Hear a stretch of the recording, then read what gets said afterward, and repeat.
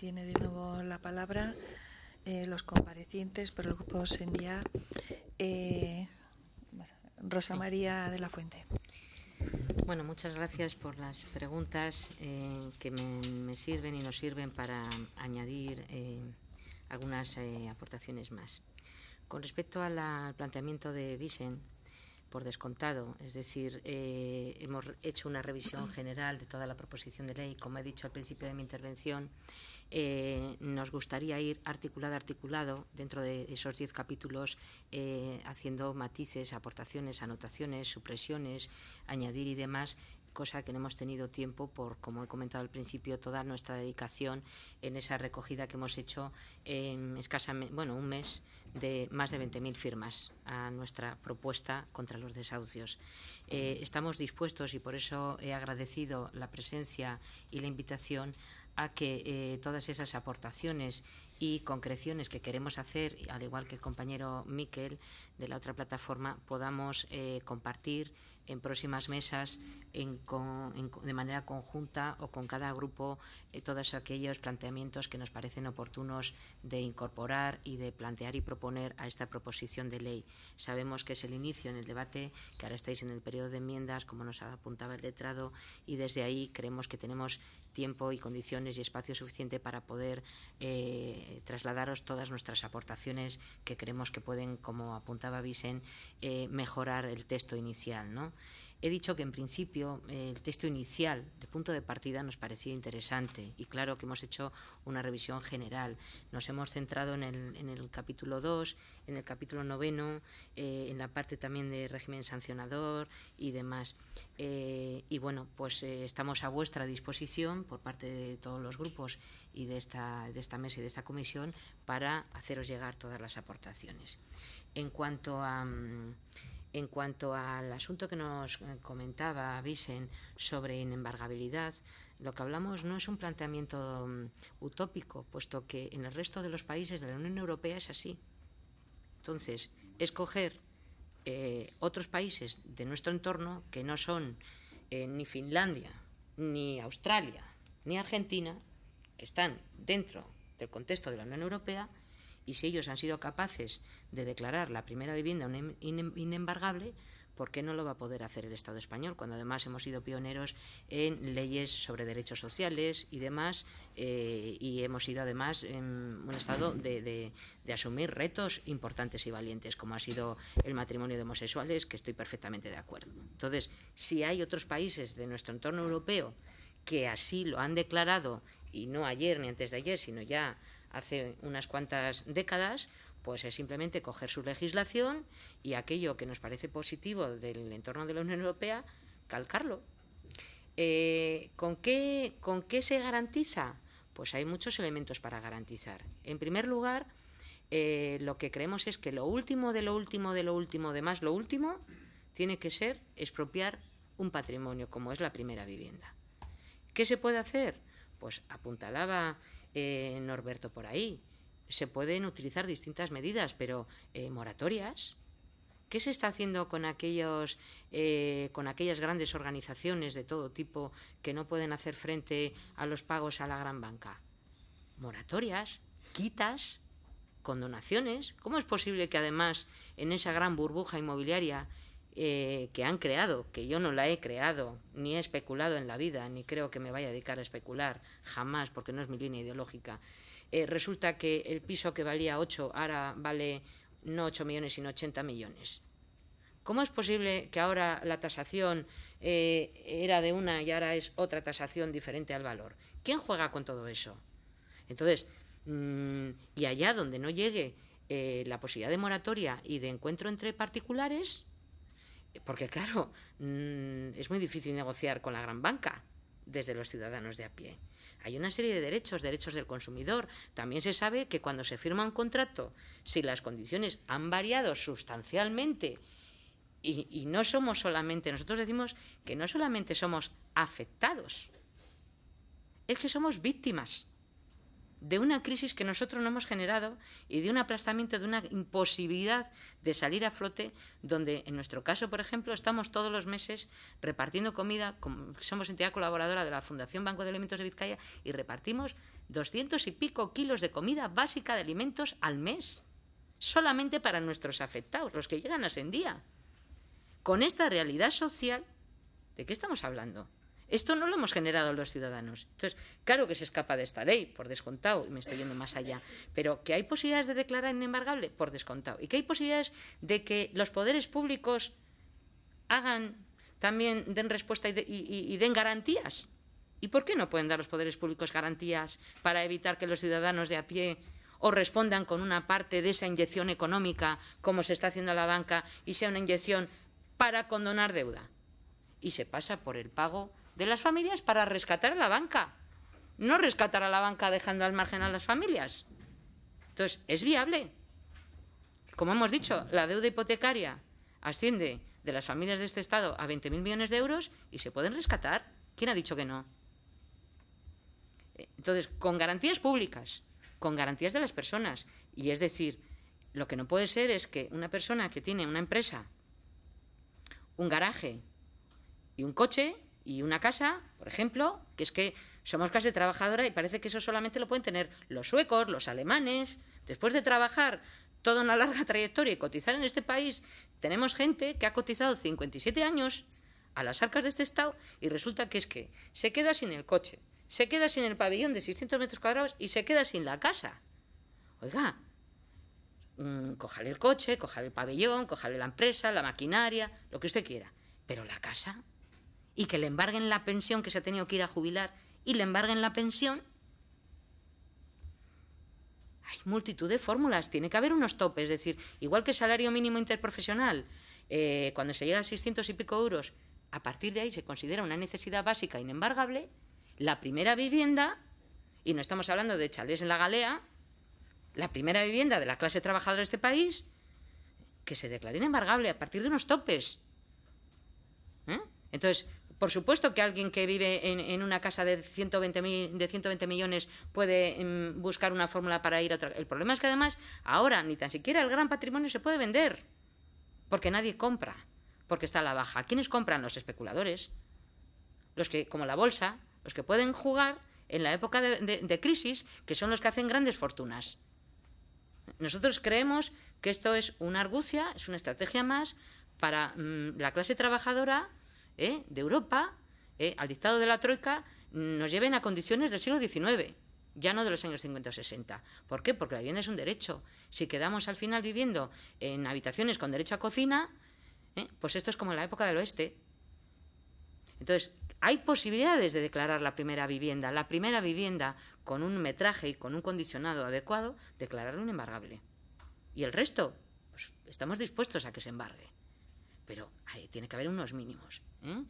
Y luego, como hemos dicho, con respecto a la ley, pues hay una cuestión que nos parece importante porque se habla constantemente de los desahucios por ejecuciones hipotecarias.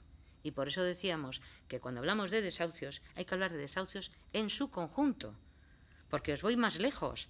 Hay desahucios también de gente que, por ejemplo, se liquida una herencia y ahí vivía el hijo soltero de la familia, que en el País Vasco es muy habitual, en un caserío o en una casa en un municipio cualquiera, liquidan y le tocan 18.000 euros y además le condonan que ya pierde la ayuda de la Lanbide y con esos 18.000 hasta dentro de 5 años que se lo haya gastado a ver cómo vive, ya no tiene nada, se come la herencia, que bueno, que en cierta medida puede ser un criterio equitativo, pero es un desahuciado. Pues ya no tiene vivienda. Hay otras cuestiones, por ejemplo, yendo a matices también. ¿Cómo es posible que se hable de un parque público de viviendas que se pone a disposición? Estoy hablando concretamente del caso de Bilbao, que hay un parque municipal, que habrá que ver qué parque tienen los municipios, qué parque tienen las diputaciones y parque va a tener luego la comunidad autónoma. Y todo eso, como decíamos, cómo se registra. Y con qué marco y con qué línea interinstitucional de coordinación. Porque, por ejemplo, en Bilbao se está dando que hay muchísimas familias desahuciadas que ya nos vinieron con el desahucio con un pseudo dación en pago que ha sido otra trampa mortal, donde hay gente que debe préstamos personales de 20.000 y de 30.000 euros, porque no olvidemos, y hago un paréntesis, que es que las familias españolas la tercera semana ya iban a comprar a los supermercados antes de esta profunda crisis. La tercera semana iban a comprar los huevos y las patatas con la visa.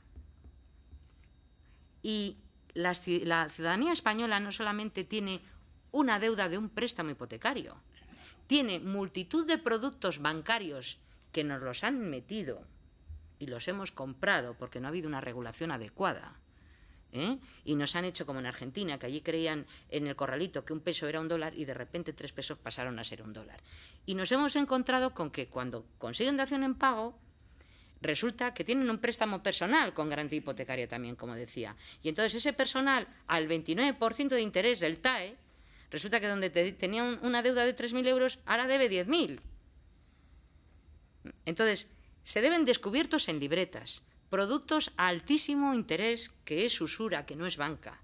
Se deben tarjetas, se deben distintos hipotecarios, distintos productos bancarios que nos los han vendido porque había una alegría y había un intento de meter todos estos productos a todas las maneras. Y las familias españolas siempre hemos estado en unas condiciones muy precarias porque hemos tenido un aumento de los productos básicos que ha subido con unos sueldos, o sea, precios de Luxemburgo con sueldos de Marruecos. Esa es nuestra realidad. Y ha habido un empobrecimiento de las clases medias y una situación de exclusión de las capas más humildes. Esa es la realidad y ese es el espectro sociológico. ¿Qué quiero decir con esto? Pues que efectivamente en este marco de ley hay muchísimas situaciones que se escapan, que no son por desahucios exclusivamente por ejecuciones hipotecarias. Hay multitud de situaciones de desahucios y multitud de situaciones verdaderamente de auténtica necesidad, de auténticos dramas. Y luego hay una cuestión. Nosotros no hablamos solamente, y claro que está muy bien apuntado, de expropiación forzosa de uso. Pero, ¿por qué no nos hacen a nosotros, ¿a qué me refiero? ¿Por qué no puede ser de la propiedad y solo del uso? Porque a nosotros nos arrancan las casas sin compasión. Entonces, nosotros hablamos de expropiación forzosa de uso y de propiedad, de patrimonio. Si se van a adjudicar las casas bajo este condicionado, saltándose todos los derechos internacionales, ¿por qué de uso? Eso es algo que sí nos parece importante explorar en la ley y ver hacia dónde se puede llegar. Por eso decía que cuidado, porque sí entiendo, y hago alusión a lo que comentaba Marian, de la propuesta de Bildu también, pero es que en muchas ocasiones sé que lleváis también propuestas y planteamientos valientes, como por ejemplo que no supere el 30% el alquiler social y demás de los ingresos netos de la familia y demás. Pero ¿qué ocurre? Que es que estamos siempre perdonando la vida a la banca. Es que como que somos timoratos a la hora de decir, oye, que es que a la banca no se, ¿cómo que no se le puede expropiar? ¿Cómo que tenemos que estar permitiendo que la banca acapare todo el parque inmobiliario de este país? Y cuando hablamos, inclusive, pues por ejemplo, habéis tocado temas también con BBK y demás, yo creo que todavía tenemos que ser más radicales a la hora de hablar de nuestras cajas de ahorros. Más radicales. Y claro que hay diferencias y matices, y desde luego las valoramos, pero a la hora de hacer planteamientos valientes, vemos como que hay ya un momento de decir, no se ha podido hacer nada, todos son desahucios, tenemos un 40% de sociedad en situación de riesgo, me río yo, de exclusión y de clase paria. Y entonces ya, desde la administración pública, les vamos a dar un alojamiento. ¿Por qué estamos ya llegando a ese punto y no hablamos del punto anterior? Es que estamos en el punto anterior. Y es que se puede ganar la baza. En Islandia la han ganado y en Irlanda también. ¿Por qué en España no se puede ganar la baza a la banca? La banca no es infalible. Y aquí hago mención también al planteamiento que hacía Norberto. Pues, por ejemplo, nos decía que qué opinión tenemos. Ofrecer viviendas, totalmente de acuerdo, pero decimos primero evitar que la gente tenga que salir de sus casas, porque la casa es el hogar, es donde uno se ha criado, ha nacido, ha echado raíces en su pueblo, en su barrio, en su casa y demás. Y luego nos comentabas que qué opinión teníamos del servicio de mediación hipotecaria. Nosotros solemos decir a veces que si la gente quiere oír la versión infantil de Caperucita o la de Dos Rombos, los que estamos aquí somos todos de la época de Dos Rombos.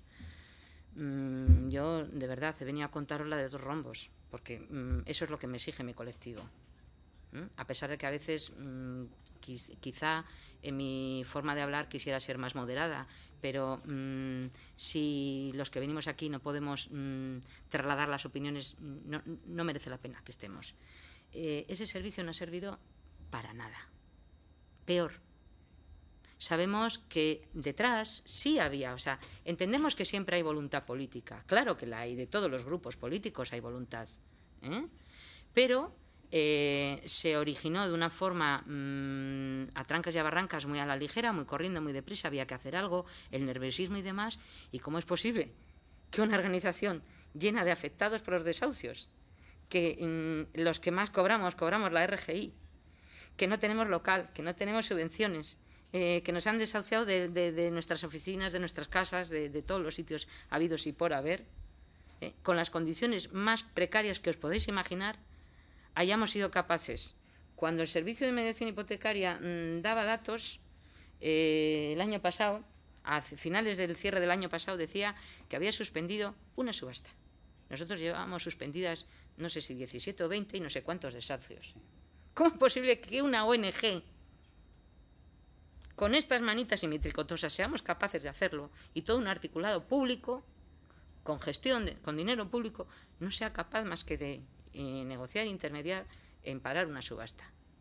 Nosotros además vamos a negociar con los bancos. Cuando hablamos de datos hay un montón de negociaciones que hacemos con los bancos que, bueno, se nos escapan ya el poner datos, porque toda nuestra gente come, cobra la RGI, del ANVIDE, hacemos los recursos, los contrarrecursos, tiene justicia gratuita, la que no tiene buscamos cómo tener asesoramiento y demás. Entonces, están fallando muchos sistemas dentro del sistema público. Las ayudas de emergencia, la renta de garantía de ingresos, el acceso a la justicia gratuita. ¿Por qué? Porque sabemos que hay un recorte drástico en las prestaciones. Es impopular decir esto, pero está siendo realidad. Los comedores escolares, las becas y todo aquello que es el desmantelamiento del estado del bienestar. Y es una realidad. Este servicio, pues, no ha cumplido su cometido. Yo además aquí tuve un debate previo a al montaje de este servicio, que yo hablaba que con el banco no se media. Yo soy mediadora familiar, fundé el primer servicio vasco de mediación familiar en el año 92 y toda mi vida me he dedicado a mediar, pero también a negociar y arbitrar. Entre mediar, negociar y arbitrar, todos los juristas sabéis que son cosas diferentes. Cuando hablamos de mediar es cuando hay dos partes en una situación más o menos de equilibrio con voluntad de sentarse a hablar. El banco no tiene ninguna voluntad de sentarse a hablar, ya no digo de llegar a acuerdos, porque eso es un tipo de mediación. Por nosotros creemos en una mediación que lo que busca es que las partes se sienten a hablar. Luego, si llegan a acuerdos o no, ellos verán a dónde quieren llegar con su conflicto. Pero es que con un banco no se media, con un banco se negocia, o en todo caso se arbitra, o se legisla y se juzga. Pero que yo vaya a hablar con BBK y medie, ningún media, porque no es mediación. El banco no quiere hablar conmigo, el banco quiere mi casa y quiere mi dinero y quiere que ya hasta que yo me muera pague religiosamente, porque el banco lo que quiere es apropiarse de todo, la banca lo quiere todo, y quiere que todos los ciudadanos de este país paguemos todos los meses pequeñas cantidades o medianas cantidades de muchos, y ese es su negocio. Entonces, por eso no condona, por eso no da moratorias amplias ni pequeñas. Entonces, nosotros aquí hablamos, y se desahucia, hablamos de servicios de negociación y que hablamos que además la justicia gratuita se ponga al servicio de la ciudadanía y que la tutela judicial efectiva sea una realidad. Y, por supuesto, aquello de las tasas, pues creo que también se ha hablado aquí en el Parlamento de este tema, y no a las tasas, porque lo que se hace es a la parte más débil, que somos los ciudadanos más vulnerables, dejarnos sin poder ni tan siquiera defender nuestros derechos. Y que además a los colegios corporativos hay que también controlar. Y a ese servicio de justicia gratuita también hay que controlar el SOC, la comisión, no solamente con que haya un representante dentro de la Consejería de Justicia para que revise qué expedientes, porque a la mayoría de la gente sistemáticamente se le deniega la justicia gratuita. Y muchos se quedan en el camino porque no hacen un escrito de alegaciones explicando sus necesidades específicas. Tampoco lo saben. Porque igual le dicen, es que tiene un taller de corte y confección, pero es que ese taller está embargado. Entonces ya no tiene taller. En fin, me podría extender muchísimo, pero desde luego lo que nosotros sentimos y vivimos día a día con nuestra gente que nos llama a las 2 de la madrugada y nos dice me quiero suicidar, y vemos las caras y las expresiones, y que fulanita no ha comido y que este va al centro de salud mental y aquella está enfrentada con su madre y aquellos se quieren divorciar y les tenemos que decir que el banco se quede con tu casa mal pero que no se quede con tu pareja, con tu marido, con tu mujer. Y hacer una piña y entre todos juntos vamos a salir de esto porque es una auténtica tragedia. O sea, esta crisis ha entrado a las cocinas y a las casas de las familias a destrozar de una forma salvaje. Esa es la realidad. Entonces, sabemos que en medio de las administraciones públicas están queriendo todos dar una imagen. De hecho, hay muchos datos que en los medios de comunicación tampoco salen. Creemos que ha habido un suicidio hace poco, un señor que se ha tirado del puente de la Salve en Bilbao y no nos hemos enterado, porque hay verdadera alarma social y hay miedo y hay temor. Pero lo que no se puede es engañar a la gente, porque ¿sabéis lo que ocurre? Esto no lo pueden copar los partidos políticos, por mucho que se empeñen, ni controlarnos, ni parar esto, porque es nuestra vida. Entonces, para adelante con lo que hay, porque ya no nos pueden quitar nada más y lo que defendemos es nuestra dignidad. Muchas gracias. En el turno de réplica, ¿algún partido quiere preguntar? Pues sin más, terminamos la comparecencia agradeciendo vuestras aportaciones y vuestra presencia en esta comisión. Nada más y muchas gracias a todos. Gracias a todos y a todas por las aportaciones y por el espacio que nos habéis permitido. Gracias a este Parlamento.